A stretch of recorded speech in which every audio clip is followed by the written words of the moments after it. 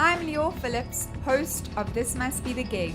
We're a weekly podcast that documents everything about the world of live music, speaking with choreographers, costume and set designers, the people who run beloved venues and festivals, and, of course, speaking with musicians about that one gig that changed their lives.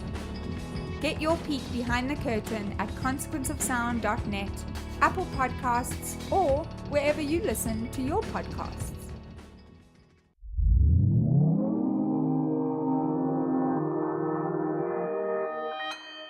Consequence Podcast Network.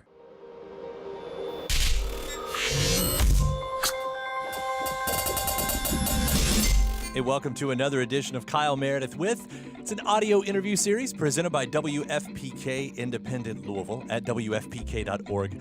Consequence of Sound and the Consequence Podcast Network.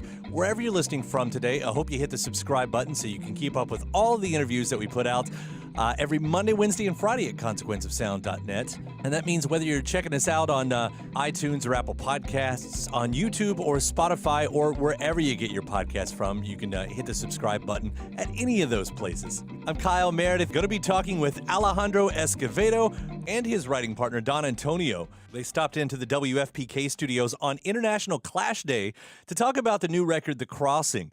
Now, this is a record that deals a lot with immigration. It's a concept record about two young men, one Mexican and one Italian, making their way across the border.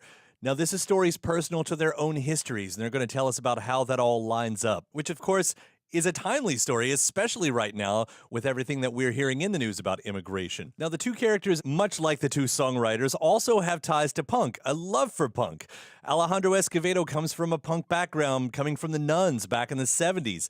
It's a nice kind of coincidence that he ends up in my studio on International Clash Day. So we talk about those early punk days. We talk about the importance of the Clash and how it's inspired him throughout his career and how it should inspire us all to lead better lives. It's Kyle Meredith with Alejandro Escovedo. It's wonderful to be here. Thank you very much. It's great to have you.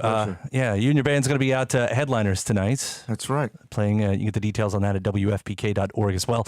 And behind a fantastic record called The Crossing, which we've loved around here. Thank you. I mean, be pumping out music this powerful, you know. Well, thank you very much. Still find that fire.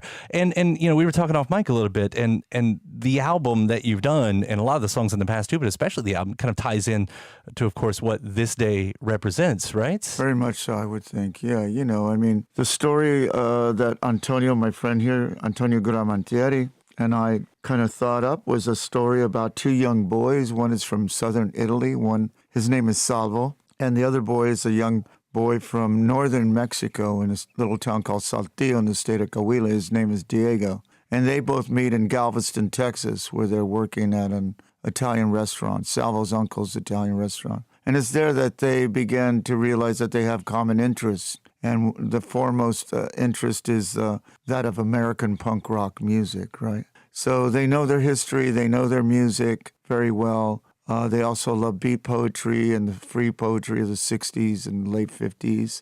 And they love the cinema of Sam Peckinpah and John Cassavetes. And they go looking for this America that they believe exists. And what they find, obstacles along the way. The America that they find is not as receptive to these ideas as they had dreamed. And so they're caught in situations that are actually life-threatening at times and very kind of like put out of their element at times, you know, because along the way they lose a lot. Not only have they left their family and loved ones and, you know, culture, language, and food behind, but somehow as they become on this journey, they become young men into men, right? You know, they're growing up and they lose their innocence along the way, you know. And this couldn't, I can't imagine this was just coincidentally timed that a record like this would come out right now.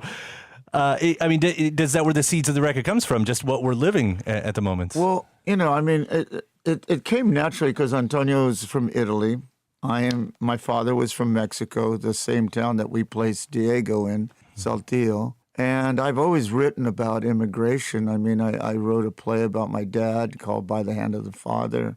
And I've done, written a lot of songs. My songs Wave and, Sally was a cop. They all deal with Mexico and the environment that people have to live in this day and age, And so these young boys, the first project, which was By the Hand of the Father, was about my dad and older men who were born at the turn of the century, and it follows their journey across the border, which in those days, you have to remember that my father was born in 1907. He crossed the border and he was 12 years old. So 1919, 1920, he crossed the border, was very much an invisible line at the time, right? Mm-hmm. And again, you have to keep in mind that in the Southwest, Mexico was Texas, Colorado, Arizona, New Mexico, and California. It was huge, right? So the identity thing was very strange. I don't know if you ever read the book Stranger in My Own Land, but it basically addresses that, because when they crossed in those days, there was an invisible line, really, and it still felt like Mexico. The language was the same, the food was the same, the environment was the same as they had known. So, but these two young boys are coming over for more of an aesthetic journey. And to follow their dreams, really, is what they're coming in for. And I do love the name checks that go on through this. You mentioned those beat poets and Outlaw for You. Of course, you're dropping Kerouac and Ginsberg, which are, I follow those proverbial roads quite a bit, in my youth as well. When we hear about this stuff, of course, in Louisville, Kentucky, we're hearing it from way down the line. Right. What's happening with borders, with governments, with personal lives. But you're all, you're all still touched, in the moments in a lot closer way than we are. I have to imagine, this still impacts you to this day, right? Well, I think, Antonio, if you want to address this too, because in Italy, they're going through the same problems that we are. They've elected a very right-wing. Yeah, or at least something that's taking things in that direction, right. Even without knowing. And I think the main thing was that when we got troubles, we tend to think that it's the trouble of our country or something that is specifically about us. But then if we just if we just see things from a little bit from above, we see that this kind of issue always been there because people moved from day one. And just as Italians, we've been on both sides of a border, like when we were trying to go for greener pastures in America or in Northern Europe. And now that we face the same thing with people from Africa coming up, and we've been both character in the story, and that tells us this thing tend to repeat.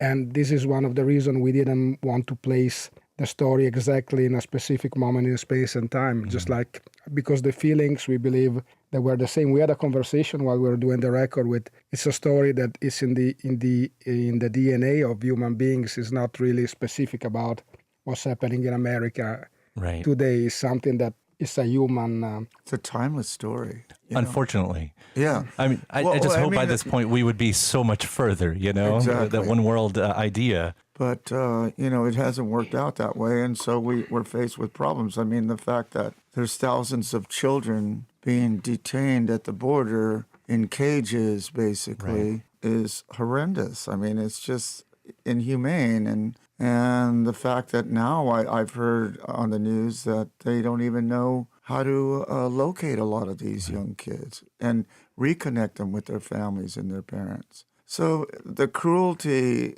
in immigration, the thing that's interesting about the story that we wrote, to me, is that we wanted it to be timeless because we feel it's a human story, more so than just an Italian story or a Mexican story. But it's all of us come from somewhere else, regardless of what anyone is, tends to believe. We all come from somewhere else. Ideally, we are all one, right? Mm-hmm. And to place these borders, to erect these borders is what causes the problem a lot of times, right? So the story for us began with man traveling to find greener pastures, hunting seasons, weather, temperature, whatever it was they were looking for, in order to survive. Once borders came up, it became a different story altogether. And, America is a wonderful and beautiful experiment, but it's based on immigration. Mm-hmm. The whole basis of this country is immigration. Right.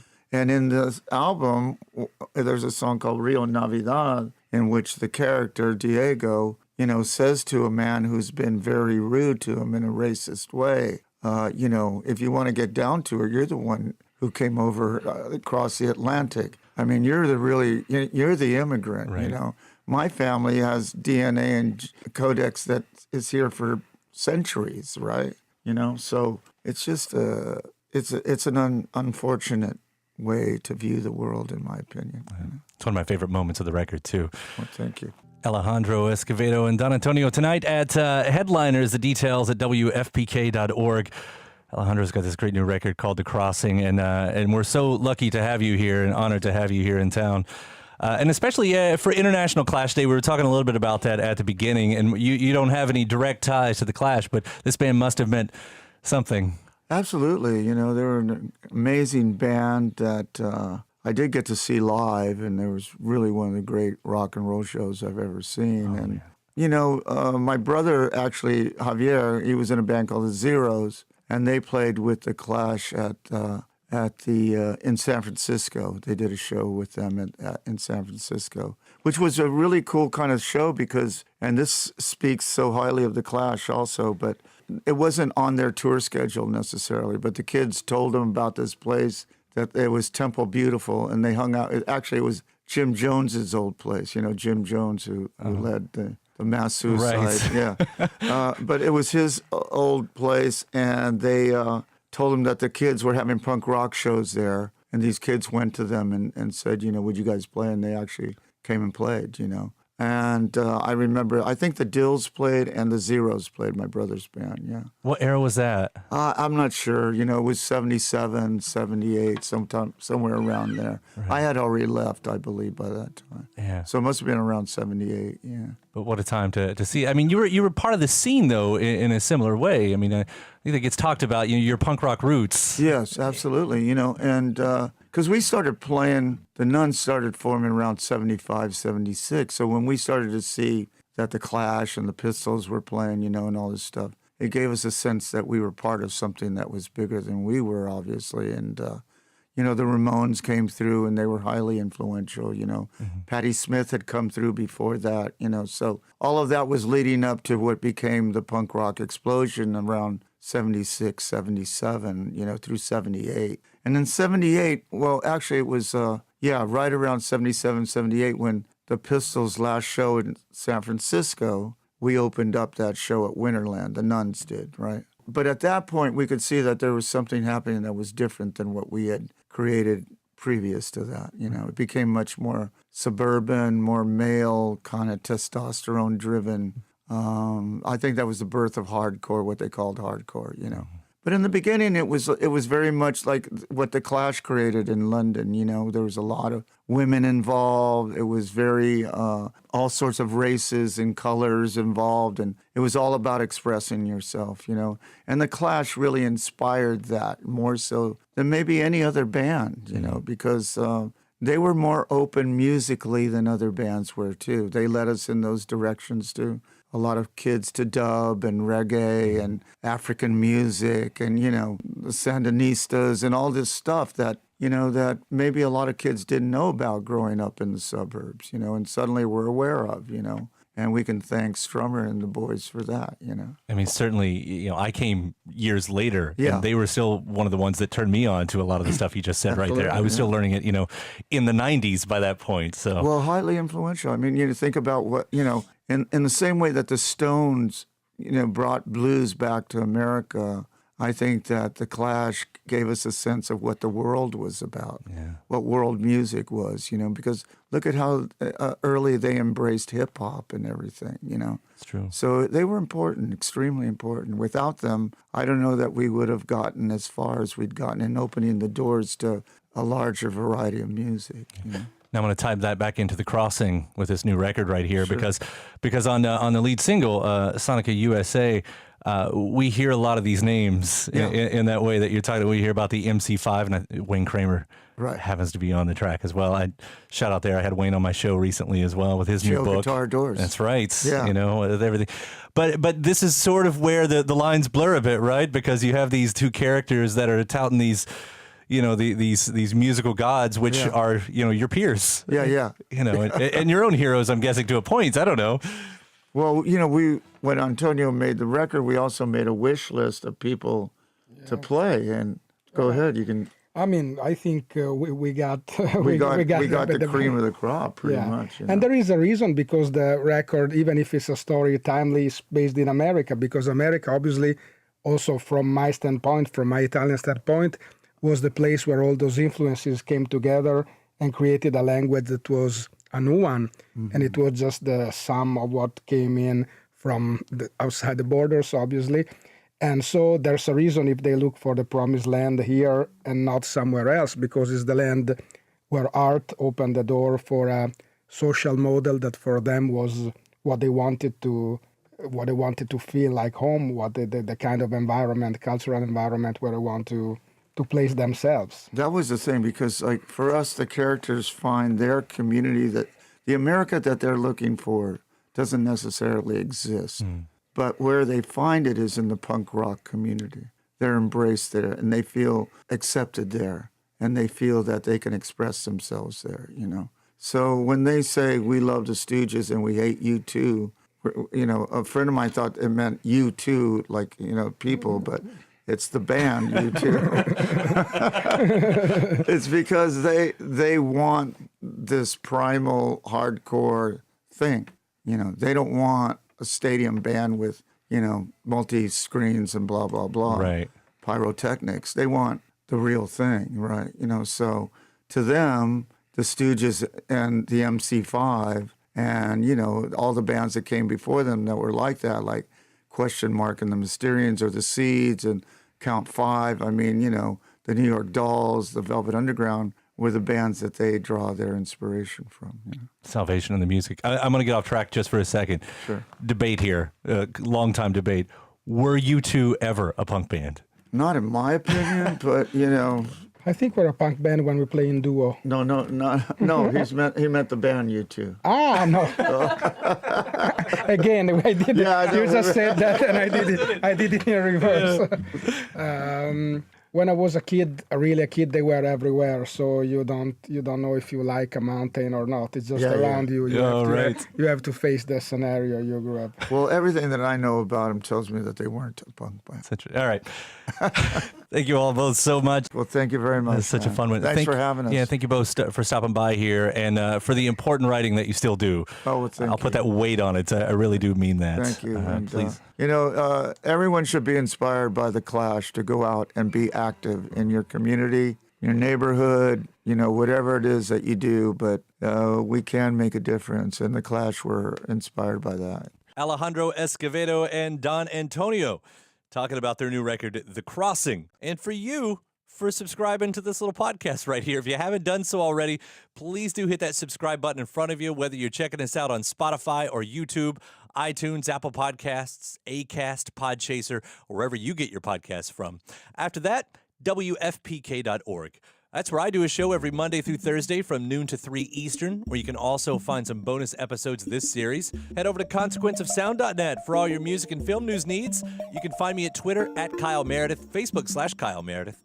That does it for another edition. I'm Kyle Meredith. I'll see you next time.